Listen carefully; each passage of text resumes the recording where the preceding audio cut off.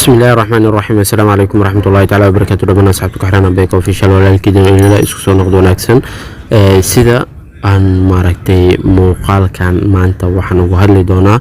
1 week ago ayaa wiil oo caan kuris ayaa wuxuu isoo weydiiyay su'aal aynkan oo kala ah wuxuuna idhahay aboowe sida rememberka la iskaga qaado noo sheeg ama video nagu soo sameey sida aan wada ognahay maanta marka muuqaalkan waa muuqaalkaaga adaa kugu talagalay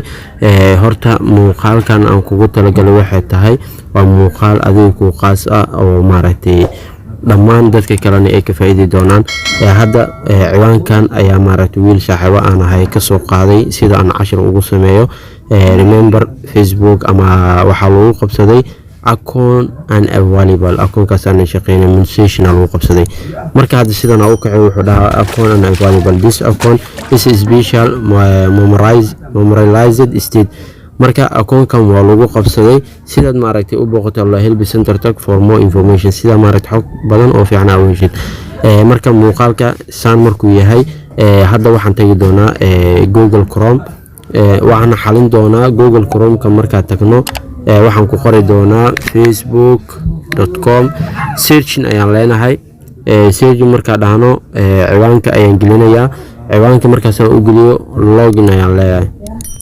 login marka dhahay qaybtan ugu sareysa waa ujeedin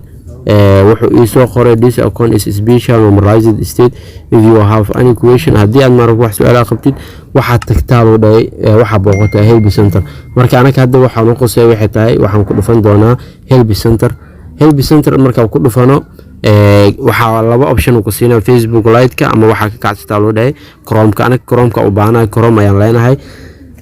Chrome-ka marka dhahno sidaan wada ognahay qoraal badan oo maaragtay sidaan u wada jeedno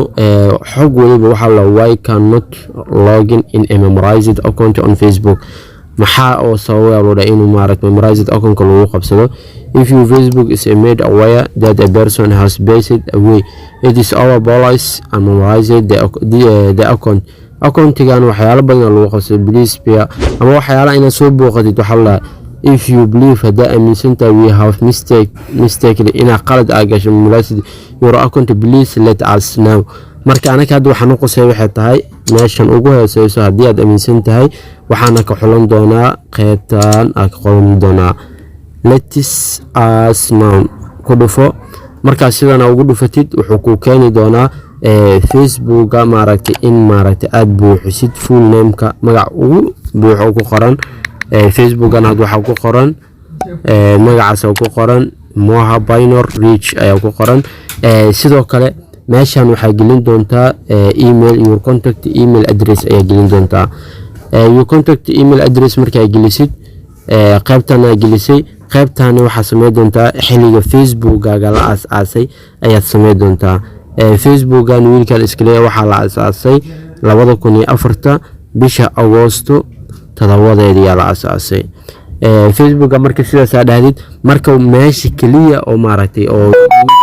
Facebook-gaaga uu ku kala kacayo oo sidii hore kugu soo laabanayo waxay tahay waa using files failka marka dooranayso maxay tahay asal ku sheegay learn more about the types of ID waa inuu maaragtay qayb ID ama types waxa loo dhahay maaragtay phone ID that we accepted oo aqbali karo in the help center-ka waxyaalaha uu ka caawin karo waxay noqonaysaa ama tarsamataalo ama ID card oo maaragtay shaqo ah ama ID card oo jaamacad ah ama ID card oo passport ay nooc oo ID card oo sawirkaaga oo ka muuqdo ayaad gelinaysaa ma fahantay